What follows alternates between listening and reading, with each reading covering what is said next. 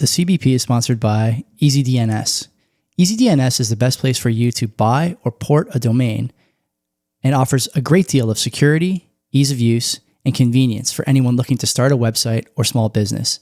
Thanks to DomainSure, your data, your user lists, and other important information are protected when you're with EasyDNS. Further, the Bitcoin enthusiast can look forward to using virtual private server resources to set up things like BTC Pay servers, Nostr relays, or Bitcoin nodes. Head over to easydns.com, use the promo code CBPmedia, and start your small business journey today. The CBP is also sponsored by Bull Bitcoin. Bull Bitcoin is the best exchange in the world for buying, selling, and spending Bitcoin. Whether it's their low spreads, simple interface, multiple funding options, or their world-famous bills platform, allowing you to pay everything from university tuitions to cell phone bills with your Bitcoin, Bull is the place to be when it comes to using a Bitcoin exchange. Use our promo code in the description and receive $21 when you register a new account with Bull Bitcoin. Start your Bitcoin journey today. Buy with Bull, non-custodial, private, and extreme. Friends and enemies, my name is Joey, and this is a CBP Quick Current. What if I told you there's a plan to triple, almost, Canada's population to 100 million people by the end of the century? It sounds wild, right? Well, that's exactly what the Century Initiative is pushing for. And it's not as rosy as it seems. Let's start with the basics. The Century Initiative is a Canadian lobby group founded by big names like Dominic Barton, the ex-McKinsey guy. We've talked about him on the show. And Mark Wiseman, former CPPIB, among other things. Their big idea is to grow Canada's population from about the 40 million we're at today to 100 million by the year 2100. But why? They say it's to solve a problem: Canada's aging population and crashing birth rates. With fewer kids being born and more seniors retiring, they argue that we're heading for an economic cliff. Less workers, more dependents, and a shrinking tax base. It's scary stuff, right? So how do they plan to fix this? Immigration. Lots of it. They want to ramp up the annual immigration to about 1.25% of Canada's population, about 500,000 newcomers per year now, climbing to over 1 million newcomers annually by the 2090s. They envision mega regions, sprawling urban hubs like Toronto, Vancouver, and others, ballooning to 5 million people or more each. This means more workers, more taxpayers, more economic growth.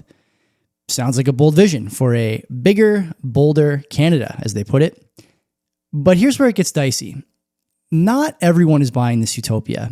Critics, and there are plenty of them, say the Century Initiative's got some serious flaws. For one, it's tied to a few corporate heavyweights. Founders like Dominic Barton come from McKinsey, a consulting giant accused of cozying up to the Trudeau government and other governments. Some even link it to a scandal where McKinsey's influence shaped immigration policy behind closed doors over the last decade or so.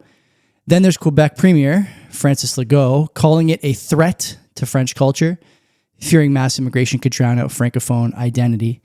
And let's not forget the housing crisis. Canada's already struggling to build homes fast enough, and tripling the population doesn't seem like a great idea. Good luck finding a place to live, I guess. Now let's zoom out. Mass immigration from what can only really fairly be described as the third world isn't exactly a new experiment, and it hasn't always worked out. Look at Europe. Countries like Sweden and Germany opened their borders quite wide in the 2010s. And what happened? We've seen crime spike, social cohesion has frayed to say the least, and wages stagnated as low-skilled workers flooded their job markets.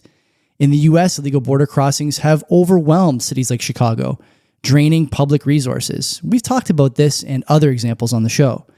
The promise was diversity and growth, but the reality seems to be different. Overstretched systems and a lot of resentment. Canada's not immune to this. We can look at cities like Brampton and others to see how much damage to the social fabric these immigration policies have done. Here's the thing.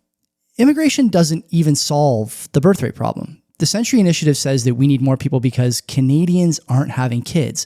Depending on where you look, our fertility rate is around 1.3 children per woman, way below the 2.1 needed to sustain a population. But guess what? Immigrants age too. Studies show 34 years of high immigration haven't budged Canada's age structure at all. Most newcomers arrive as adults, and family reunification brings in older folks, not babies. To fix birth rates, you need policies like affordable housing, childcare, or tax breaks for families, not just more bodies crossing our border. So what's really going on here? I suggest we follow the money. The Century Initiative's corporate ties, I mentioned McKinsey, BlackRock alumni, big business donors, point to a different agenda. More people means more cheap labor. Flood the market with low-skilled workers, and wages drop while corporate profits rise significantly.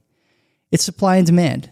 Meanwhile, housing prices skyrocket, enriching real estate tycoons and leaving regular Canadians priced out. It doesn't seem like this is about saving Canada.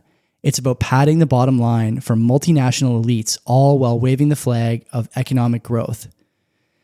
The Century Initiative pitches a grand vision, but dig deeper, and it's a corporate wish list dressed up as national salvation. Canada's future shouldn't be about driving down wages or turning cities into overcrowded mega regions with no distinguishable culture. Maybe it's time we focus on real solutions, like supporting families and building a country that works for the people already here. What do you think? Leave a comment on the podcast, send us a message. And until next time, take care.